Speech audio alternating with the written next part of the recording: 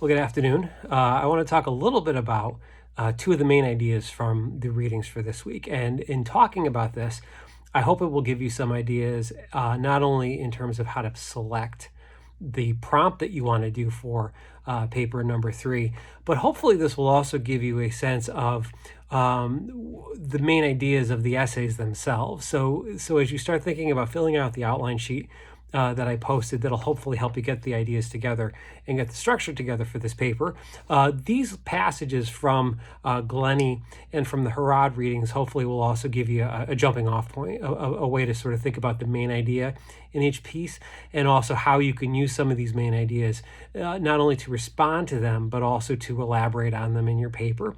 And as we go along here, I'll do as I've done with the previous 2 papers, and I will give you a structure for the essay itself.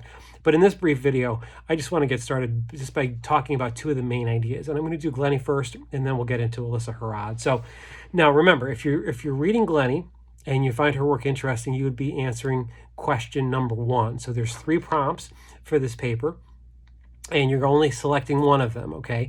And they're very specific also. A couple of you have asked me very good questions in terms of using the quotations for this essay. And one thing I do want to point out is that if you're doing topic number 1, your source is Evelyn Glennie's hearing essay.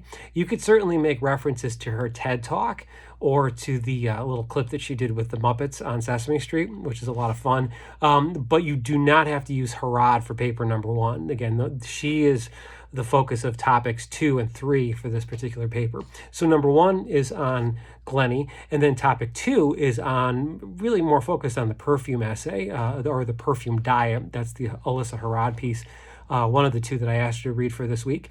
And then the third essay, the third choice for this next paper, focuses on her blog post. It still connects in with her perfume essay in terms of what she's seeking when she gets into these experiences with food and with perfume, but those are specific to her. So keep in mind, as you're working on this paper, topic number 1 is focused on Glennie, topic number 2 is focused on Harad, more so on the perfume essay, and then topic number 3 is focused on her little piece about trying to recreate that sorbet recipe, right?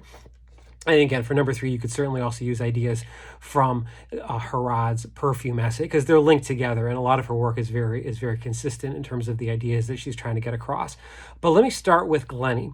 So in her essay, this is the passage that I think is the most significant. And so if you're working on topic number 1, what you want to think about is how you can apply some of these ideas and discuss them when you're writing about either a favorite song, favorite piece of music, or a favorite sound. Remember, topic number 1 for the selection for this paper focuses on the idea of sound and how our senses interpret sound. And in Glennie's case, as someone who is hard of hearing and has been pretty much functionally deaf from about I think the time that she was a teenager, she explains how limited our sense of hearing actually might be, that our sense of what hearing is and what it isn't can be sort of narrow. So part of the argument that she's making is not only about the power of music and about the power of sound, but also how she interprets sound and how she processes it in her career as a very successful musician, mainly someone who plays classical music, although she's also done jazz and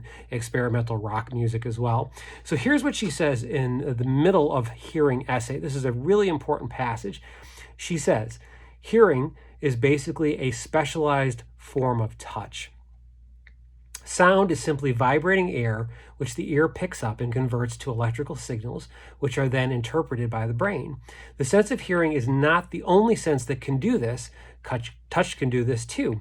If you are standing by the road and a large truck goes by, do you hear or do you feel the vibration? The same goes actually, by the way, if you're driving next to someone else and maybe they have their stereo up really loud in their car, you'll feel the vibrations if they have a good stereo system, particularly of the lower frequencies, those bass frequencies, before you actually hear anything. So it's those vibrations that are really significant. And she says, in this case, the answer is both. With very low frequency vibration, the ears start becoming inefficient and the rest of the body's sense of touch, starts to take over. For some reason, we tend to make a distinction between hearing a sound and feeling a vibration, but in reality, they are the same thing. And she goes on from there.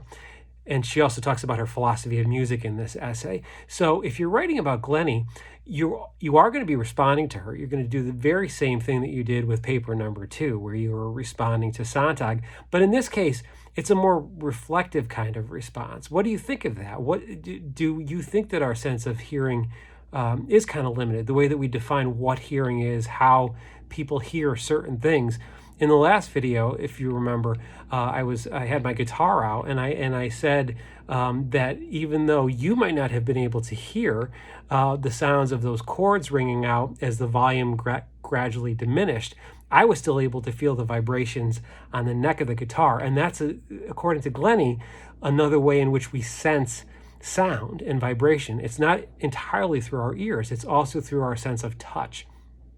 Now, as Glennie talks about that, she also ties in the idea of sound to the idea of memory, of the way sound can evoke certain feelings, the way it can evoke certain emotions. And she talks about just the overall power of sound and music in the rest of the piece. So if you're doing topic number 1, one of your goals should be to pick something. Again, it could be a song, or it could be an instrumental piece of music too, if you like classical music or jazz, or it could simply be a sound that you recognize as being significant to you in some way. And so your job with topic number 1 would be then to explain that significance to me. I'll give you an example of that. If I were writing that paper and I were writing about a sound and not a song specifically, what I would probably do is write about my old Nissan Sentra. I was going to say Versa. I have a Versa now, but I used to have a Sentra. And it always made this unusual clicking sound whenever it would shift into higher gear. And I took it to my mechanic and I said, "Is this a problem? What's going on?" He looked and looked. He went around. He listened. And he said, "Well, it's clearly something in the chassis. Nothing bad has happened to you yet in driving this car, so let's hope it continues that way." I don't have that car anymore. But one thing I noticed after I got a new one, and again, nothing ever bad happened, thank goodness. It was just some weird quirk of the car and some weird sound that was emanating from the chassis. But I have to admit, I kind of missed that sound. When I got the new car and that sound wasn't there anymore, when I would shift gears, I sort of missed it. It was a weird chirping noise. It almost sounded like a bird of some sort, just living in the chassis of this old Nissan Sentra. So I mention that because you could write about a sound like that and the memories that it evokes in you as you think about them. I think one of the easier ways probably to do topic number 1 would be to write about a favorite song. I mean, that's what a lot of students do. Probably if I were writing the paper, I'd probably lean towards that because I do have a lot of favorite songs that I probably would want to discuss and see what kind of memories they evoked. But that's topic number 1, okay? And what she's trying to do here, to sort of sum up Glennie, is she is trying to redefine what sound is and how it affects us, especially for someone like her, who is a professional musician, but also happens to be a deaf professional musician who has to use her sense of touch, that sense of vibration, in order to do what she does. And what she does is a combination of that sense of touch combined with her classical training. I mean, she can read music and she can interact with the other musicians that she's working with very effectively. And if you've watched other clips of her online, you'll see how good she is as a percussionist and as a musician.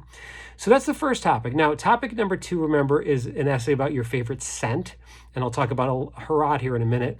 And then topic number 3 is an essay about a favorite recipe and the kind of memories or ideas that are evoked by making that recipe, or by smelling it, the scent maybe of a family member's cooking, and those kind of memories that it evokes.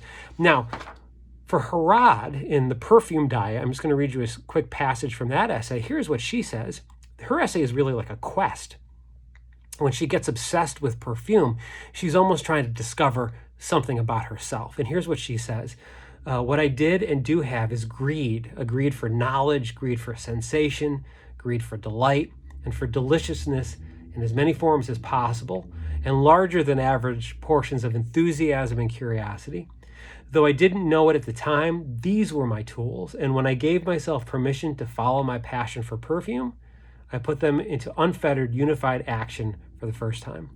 The result was not a diet so much as an invasion, the infiltration of perfume into nearly every aspect of my life that had once been touched by food. So one thing you're going to notice, and the reason I like to teach Glennie with Harad, is that both of them are on these journeys, and they're discovering things about the world and about themselves through their senses, which sounds obvious, I know, on the surface, but partly what they're asking us to do is to reflect on how our senses work. Now, again, if you're writing about Glennie, you're writing about hearing or the sense of touch in terms of sensing vibrations. And if you're writing about Harad, you're writing about our sense of smell. Now, whether that's in relation to a favorite scent of some sort, or whether it's in relation to a favorite food and the smells and the memories that those smells of that food evoke for you. But I would think of this essay as being very much in the same sort of tradition, I guess we could say, as the first one. I mean, you are sort of telling me a story about these specific memories that are evoked by these senses, but this one is more about a journey. In the first paper about the job, you were kind of looking backwards, and you were remembering these experiences you had on the job.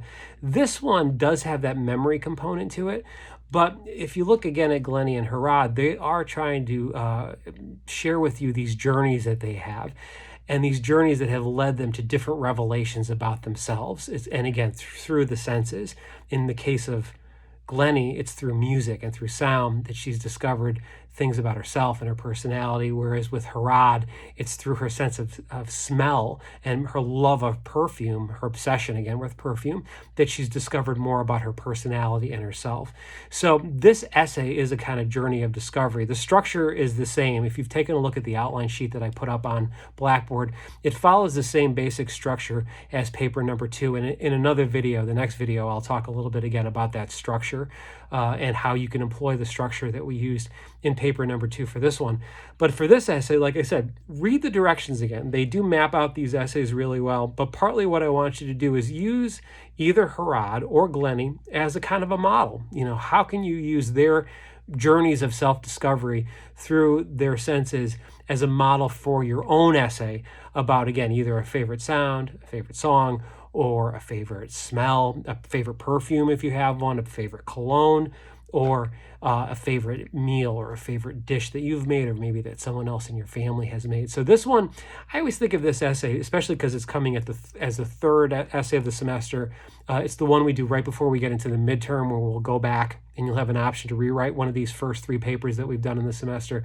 But it kind of fuses together elements of the first 2 essays. You've got the narrative element of the first one and that kind of use of memory in order to evoke certain ideas. And then it has elements of the second one where you're still responding to another writer. You're in conversation with them. You're looking at their reflections on these ideas. And then you're trying to base your own reflections on the starting point that they have given you. And I think Glennie and Harad do that very, very well, again, because they're trying to express their own sort of journey in their lives in terms of finding themselves and finding what they wanted to do with their lives. In the case of Glennie, it was to become a musician. And in the case of Harad, it was to become a writer. So those are some ideas. Those are key passages in the 2 articles. As always, send me an email if you have questions, particularly as you start working on the outline sheet for this paper. In the next video, I'll go through that outline again and give you some suggestions as to how to structure it. Again, it'll be very similar to paper number 2.